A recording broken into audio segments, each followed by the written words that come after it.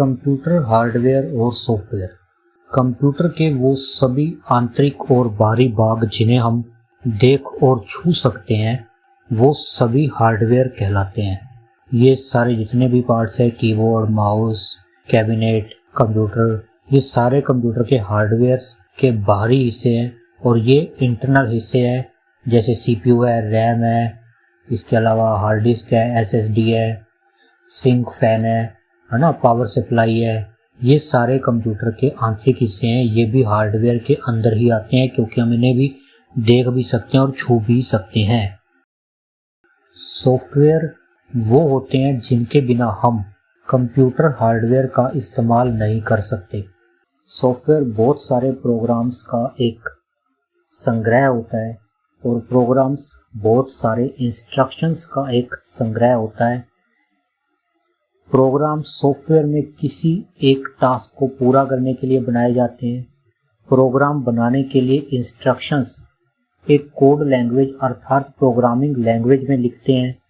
दुनिया का सबसे पहला प्रोग्राम लेडी एडा लवलेस ने लिखा और लेडी एडा लवलेस कंप्यूटर के जनक चार्ल्स बेबेज की स्टूडेंट थी। कंप्यूटर के प्रोग्राम जिन्हें हम देख सकते हैं लेकिन छू नहीं सकते सॉफ्टवेयर कहलाते हैं। सॉफ्टवेयर होते क्या है? Set of programs, set of instructions, ये जितने भी परिभाषाएं हैं ये सारी सॉफ्टवेयर के लिए हैं कि सॉफ्टवेयर होते क्या है। नेक्स्ट हमारे पास ये कुछ सॉफ्टवेयर के एग्जांपल्स हैं, जैसे जीमेल है, यूट्यूब है, ड्यूलिंगो है, स्काइप है, फेसबुक, इंस्टाग्राम, गैलरी, मेल, ये सारे के सारे एग्जांपल सॉफ्टवेयर्स के हैं। नेक्स्ट हमारे पास आता है कि सॉफ्टवेयर कितने प्रकार के होते हैं। तो सॉफ्टवेयर 3 प्रकार के होते हैं: सिस्टम सॉफ्टवेयर, एप्लीकेशन सॉफ्टवेयर और यूटिलिटी सॉफ्टवेयर। सिस्टम सॉफ्टवेयर वो होते हैं जो हमें हमारे कंप्यूटर में पहले से मिलते हैं, इसके बिना हम कंप्यूटर का इस्तेमाल नहीं कर सकते। ये सॉफ्टवेयर वो सॉफ्टवेयर हैं जिनके बिना हम एप्लीकेशन सॉफ्टवेयर और यूटिलिटी सॉफ्टवेयर का प्रयोग नहीं कर सकते। और सिस्टम सॉफ्टवेयर में 2 प्रकार के सॉफ्टवेयर आते हैं: ऑपरेटिंग सिस्टम और लैंग्वेज ट्रांसलेटर। अब बात करते हैं एप्लीकेशन सॉफ्टवेयर के बारे में। तो एप्लीकेशन सॉफ्टवेयर वो होते हैं जो यूज़र, उपभोक्ता अपनी आवश्यकता अनुसार अपने सिस्टम में इंस्टॉल करता है। एप्लीकेशन सॉफ्टवेयर में भी 2 प्रकार के सॉफ्टवेयर आते हैं: हॉरिजॉन्टल या जनरल पर्पस सॉफ्टवेयर और दूसरे वर्टिकल सॉफ्टवेयर या स्पेशल पर्पस सॉफ्टवेयर। नेक्स्ट हमारे पास आते हैं यूटिलिटी सॉफ्टवेयर। तो यूटिलिटी सॉफ्टवेयर वो होते हैं जो हमारे सिस्टम की कार्य क्षमता को बढ़ाते हैं। ये ऑपरेटिंग सिस्टम की सेवाओं को बढ़ाने का काम करते हैं, मतलब ऑपरेटिंग सिस्टम की परफॉर्मेंस को बढ़ाने का काम करते हैं यूटिलिटी सॉफ्टवेयर। यूटिलिटी सॉफ्टवेयर में आने वाले सॉफ्टवेयर कौन कौन से हैं, जैसे disk cleanup, device driver, disk defragmentation, backup और recovery software, antivirus, firewall, clipboard manager. ये जितने भी सॉफ्टवेयर हैं ये सारे यूटिलिटी सॉफ्टवेयर के एग्जांपल्स हैं। नेक्स्ट हमारे पास आते हैं सिस्टम सॉफ्टवेयर के अंदर जो ऑपरेटिंग सिस्टम है वो है क्या।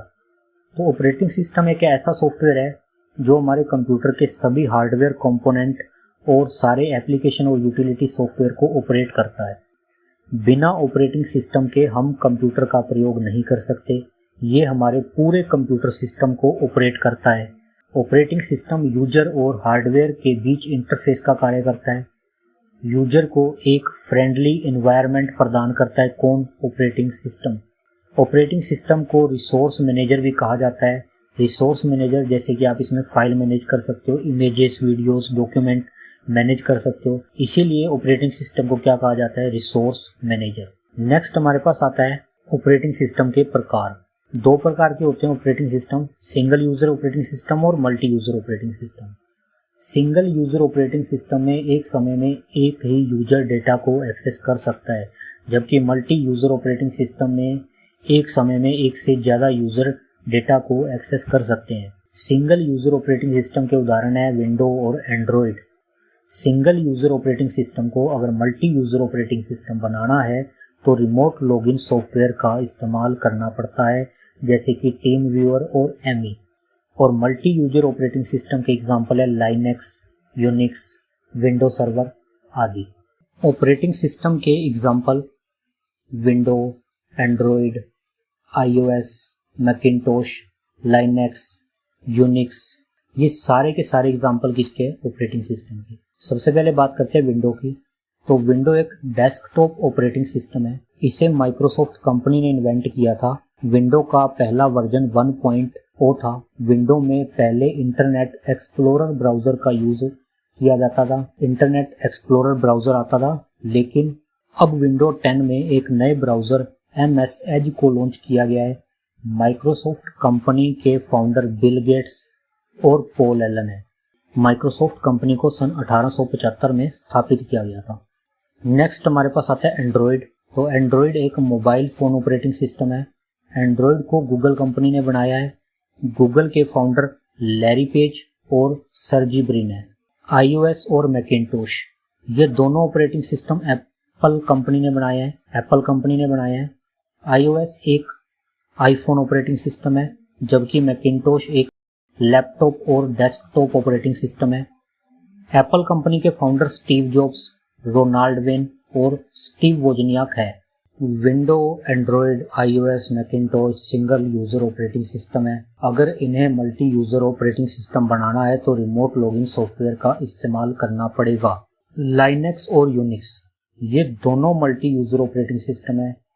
इनका इस्तेमाल सर्वर पर किया जाता है। यूनिक्स सबसे पहले आया था। यूनिक्स एक प्रोप्राइटरी अर्थात क्लोज सोर्स ऑपरेटिंग सिस्टम है। क्लोज सोर्स ऑपरेटिंग सिस्टम वो होते हैं जिनका सोर्स कोड हमें ऑनलाइन अवेलेबल नहीं होता, लेकिन जो ओपन सोर्स ऑपरेटिंग सिस्टम है उनका सारा सोर्स कोड प्रोग्राम का हमें ऑनलाइन मिल जाता है, जिनके अंदर चेंजेस करके हम नया ऑपरेटिंग सिस्टम, नया सॉफ्टवेयर डेवलप कर सकते हैं। उससे मिलता जुलता एक नया सॉफ्टवेयर डेवलप कर सकते हैं। तो उम्मीद है आपको क्लोज सोर्स ऑपरेटिंग सिस्टम के बारे में पता लग गया होगा और ओपन सोर्स ऑपरेटिंग सिस्टम कौन से होते हैं इसके बारे में भी थोड़ा सा इंट्रोडक्शन मिल गया होगा। तो यूनिक्स को मेन फ्रेम कंप्यूटर पर इस्तेमाल किया जाता है। मेन फ्रेम कंप्यूटर वो होता है जिसमें एक कंपनी अपना सारा डेटा स्टोर करती है। यूनिक्स एक पेड सॉफ्टवेयर है। यूनिक्स का डेवलपमेंट डेनिस रिची और केन थॉम्पसन ने किया था। यूनिक्स के एग्जाम्पल है OS X, सोलरिस और BSD, जबकि लाइनेक्स एक फ्री ओपन सोर्स सॉफ्टवेयर है। लाइनेक्स को लाइनस टोरवल्ड ने डेवलप किया था और लाइनेक्स के एग्जाम्पल है Ubuntu, Fedora, Red Hat, Debian, Mint, SUSE. Next हमारे पास जो सिस्टम सॉफ्टवेयर के अंदर आता है दूसरा ऑपरेटिंग सिस्टम के बाद लैंग्वेज ट्रांसलेटर। तो लैंग्वेज ट्रांसलेटर वो प्रोग्राम होते हैं जो एक लैंग्वेज को दूसरी लैंग्वेज में ट्रांसलेट करते हैं। कंप्यूटर को सिर्फ एक ही भाषा आती है, 0 और 1, जिसे मशीन लैंग्वेज भी कहते हैं। कंप्यूटर को इसके अलावा और कोई भाषा नहीं आती। प्रोग्रामर को मशीन भाषा में प्रोग्राम लिखने में बहुत अधिक परेशानी का सामना करना पड़ता था और ये कठिन भी थी। इसलिए कोड लैंग्वेज का निर्माण हुआ, जिन्हें हम प्रोग्रामिंग लैंग्वेज कहते हैं। हम जो भी प्रोग्रामिंग लैंग्वेज में कोड लिखते हैं उसे मशीन भाषा में कन्वर्ट करने के लिए एक लैंग्वेज ट्रांसलेटर प्रोग्राम बनाया जाता है, जिससे प्रोग्राम को मशीन भाषा में आसानी से कन्वर्ट किया जा सके। लैंग्वेज ट्रांसलेटर 3 प्रकार के होते हैं। असेंबलर लैंग्वेज ट्रांसलेटर जो है ये असेंबली भाषा को मशीन लैंग्वेज में बदलता है। असेंबली लैंग्वेज वो होती है जिसमें हम न्यूमोनिक्स कोड लिखते हैं। न्यूमोनिक कोड जैसे एडिशन के लिए ऐड, सब्सट्रैक्शन के लिए सब, इंक्रीमेंट के लिए INC, डिक्रीमेंट के लिए DEC आदि। ये सभी अर्थमेटिक ऑपरेटर को असेंबली भाषा में ही लिखा जाता है। इसके बाद आता है कंपाइलर और इंटरप्रेटर। कंपाइलर लैंग्वेज ट्रांसलेटर और इंटरप्रेटर लैंग्वेज ट्रांसलेटर, ये दोनों ही हाई लेवल प्रोग्रामिंग लैंग्वेज में लिखे हुए प्रोग्राम को मशीन लैंग्वेज में बदलते हैं। लेकिन जो कंपाइलर है ये पूरे प्रोग्राम को एक साथ मशीन लैंग्वेज में कन्वर्ट करता है, लेकिन जो इंटरप्रेटर है ये line by line machine language में कन्वर्ट करता है। जैसे आपने पहली लाइन में कोड लिखा, अब जैसे ही एंटर दबाओगे ये इस लाइन को प्रोग्राम में कन्वर्ट करके करेगा और आपको बता देगा कि आपके द्वारा लिखा हुआ कोड सही है या गलत। तो इंटरप्रेटर ज़्यादा बेस्ट होता है एज ए कंपाइलर, लेकिन ये दोनों ही हाई लेवल लैंग्वेज को मशीन लैंग्वेज में कन्वर्ट करते हैं। इसके बाद हमारे पास आते हैं एप्लीकेशन सॉफ्टवेयर। एप्लीकेशन सॉफ्टवेयर हमारे पास दो प्रकार के सॉफ्टवेयर आते हैं, जनरल पर्पस और स्पेशल पर्पस। जनरल पर्पस को हॉरिजॉन्टल सॉफ्टवेयर भी कहते हैं और जो स्पेशल पर्पस है इसको वर्टिकल सॉफ्टवेयर भी कहते हैं। जनरल पर्पस सॉफ्टवेयर वो होते हैं जो यूज़र अपनी मर्जी से आवश्यकता पड़ने पर इंस्टॉल करता है। ये यूज़र अपनी मर्जी से बनवाता नहीं है, पेड या फ्री अपनी मर्जी से इंस्टॉल करता है। जैसे कि कोई मीडिया प्लेयर है, माइक्रोसॉफ्ट ऑफिस का पैकेज है, कोई ब्राउज़र है, कोई पीडीएफ पढ़ने के लिए एडोब रीडर है। तो जितने भी सॉफ्टवेयर हैं ये हम अपनी आवश्यकता अनुसार इंस्टॉल करते हैं। लेकिन जो स्पेशल पर्पस सॉफ्टवेयर होते हैं ये वो सॉफ्टवेयर होते हैं जो किसी कंपनी के द्वारा या किसी यूजर के द्वारा किसी खास उद्देश्य से बनवाए जाते हैं। इसमें यूजर जब चाहे तब बदलाव करवा सकता है, इसलिए इसे कस्टमाइज्ड सॉफ्टवेयर भी कहा जाता है। जैसे कि फिनाकल और MIBS। फिनाकल एक बैंक का सॉफ्टवेयर है, इसे इन्फोसिस कंपनी द्वारा बनवाया गया था। ये सॉफ्टवेयर बैंक में प्रयोग किया जाता है। MIBS एक मैनेजमेंट इंफॉर्मेशन बेस्ड सॉफ्टवेयर है। इसमें एजुकेशनल इंस्टीट्यूट्स और कंपनीज ने प्रोग्रामर्स से अपने हिसाब से बदलाव करवाए हैं। नेक्स्ट हमारे पास आता है यूटिलिटी सॉफ्टवेयर। तो यूटिलिटी सॉफ्टवेयर के अंदर हमारे पास सबसे पहले है डिस्क क्लीनर। जब भी हम कंप्यूटर के अंदर कोई प्रोग्राम, कोई फाइल्स, कोई ब्राउज़र ओपन करते हैं, कोई वेबसाइट ओपन करते हैं तो कुछ टेम्परेरी फाइल्स हमारे कंप्यूटर में बन जाती हैं। तो कंप्यूटर में टेम्परेरी फाइल्स जिनकी यूजर को कोई आवश्यकता नहीं होती है, उन्हें क्लीन करने के लिए हम डिस्क क्लीनअप के द्वारा डिस्क क्लीनअप का यूज़ करते हैं। और यही लाइन लिखी हुई है, कंप्यूटर में टेम्परेरी फाइल्स जिनकी यूजर को कोई आवश्यकता नहीं होती, डिस्क क्लीनअप के द्वारा हम उसे डिलीट कर सकते हैं। तो इसके लिए एक कमांड भी होती है, आप विंडो की +R करोगे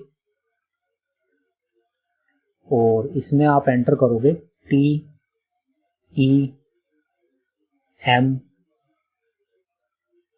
और P, टेम्प, और एंटर मारोगे तो जितनी भी टेम्परेरी फाइल्स है वो आपके सामने आ जाएंगी।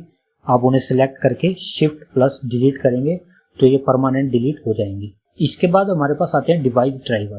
तो डिवाइस ड्राइवर वो होते हैं जो एक्सटर्नल हार्डवेयर को ऑपरेटिंग सिस्टम से कनेक्ट करने का कार्य करते हैं। डिवाइस ड्राइवर वास्तव में एक हार्डवेयर डिवाइस को कंप्यूटर से कनेक्ट करने के लिए लिखे गए प्रोग्राम होते हैं।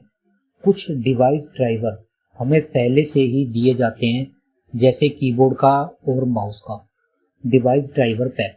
इसके अलावा जब हम प्रिंटर, स्कैनर जैसे एक्सटर्नल डिवाइस को कनेक्ट करते हैं तो इसके साथ इनके डिवाइस ड्राइवर भी दिए जाते हैं जो हमें अपने ऑपरेटिंग सिस्टम में इंस्टॉल करने पड़ते हैं, तभी ये डिवाइस हमारे कंप्यूटर से कनेक्ट होते हैं। अब मतलब क्या इसका, अगर आपको प्रिंटर, स्कैनर या प्लॉटर, जो भी एक्सटर्नल डिवाइसेस हैं जो आप कंप्यूटर से कनेक्ट करते हो, अगर आपको उन्हें कंप्यूटर से कनेक्ट करना है तो उसका एक सॉफ्टवेयर होगा जिसे हम ड्राइवर बोलते हैं, उसे हमें अपने कंप्यूटर में इंस्टॉल करना होगा, तब जाकर वो हमारे कंप्यूटर के साथ वर्क करेगा। नेक्स्ट हमारे पास आता है डिस्क डिफ्रैगमेंटेशन। तो डिस्क डिफ्रैगमेंटेशन क्या होता है, कंप्यूटर में मेमोरी ड्राइव्स में थोड़ा थोड़ा स्पेस रह जाता है जिसे जोड़कर एक ड्राइव बनाना ही डिस्क डिफ्रैगमेंटेशन कहलाता है। मतलब क्या है इसका, जैसे यहाँ देखो एक कंप्यूटर नाम की ड्राइव है और एक प्रोग्राम नाम की ड्राइव है, ये इन्हें हम ड्राइव्स कहते हैं। इसमें हमारे पास टोटल स्पेस कितना है, 58.5 GB, और अगर यहाँ देखोगे तो 48.7 GB। लेकिन इसमें हमारे पास फ्री कितना पड़ा है, 339 MB, और इसमें हमारे पास फ्री कितना पड़ा है, 242 MB। अब मान लो हमें 500 MB का कोई स्टोरेज है, कोई वीडियो या कोई, अब मान लो कि हमारे पास कोई 500 MB का एक वीडियो है, ना तो मैं उसे इसमें सेव कर सकता हूँ ना ही इसमें सेव कर सकता हूँ क्योंकि दोनों में स्टोरेज कम है। लेकिन अगर मैं इन दोनों स्पेस को मिला के एक नई ड्राइव बना दूं तो हमारे पास स्पेस 500 MB से ज़्यादा का आ जाएगा। तो मैं अब 500 MB का ये वीडियो आसानी से इसके अंदर रख सकता हूँ। यही कहलाता है डिस्क डिफ्रैगमेंटेशन। नेक्स्ट हमारे पास आता है बैकअप और रिकवरी सॉफ्टवेयर। अगर किसी आवश्यक डेटा का बैकअप लेकर रखा जाए तो अगर वो डेटा गलती से कभी डिलीट हो जाता है तो उसे रिकवरी सॉफ्टवेयर से वापस पाया जा सकता है। नेक्स्ट आता है हमारे पास एंटीवायरस। एंटीवायरस वो सॉफ्टवेयर होते हैं जो हमारे कंप्यूटर को अनऑथोराइज्ड यूजर से बचाते हैं, साथ ही वायरस को भी स्कैन करते हैं और वायरस हटाने में भी सहायता करते हैं। नेक्स्ट हमारे पास आता है फायरवॉल। फायरवॉल एक सिक्योरिटी सॉफ्टवेयर है जो हमें तब चेतावनी देता है जब हम किसी ऐसे सॉफ्टवेयर को इंस्टॉल करना चाहते हैं जो हमारे डेटा को या कंप्यूटर को क्षति या हानि पहुंचा सकता है।